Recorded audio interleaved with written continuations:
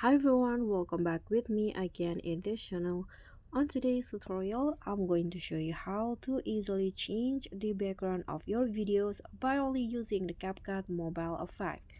So here I have this video. You can see the background is like a black background like that, and I want to change its background, but I want to do it easily, and you can do it by using the CapCut body effect.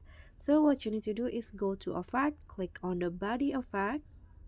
Here, swipe through the category and choose background. Okay, so there are 5 options that you can use in here. Just choose which one to use. For example, let's try this flip. Okay, like that, or this neon transformation. I like this one better. You can always adjust the filter and the speed. Okay, when you're done, just click on the check icon, and that's it. Apply it to the entire video.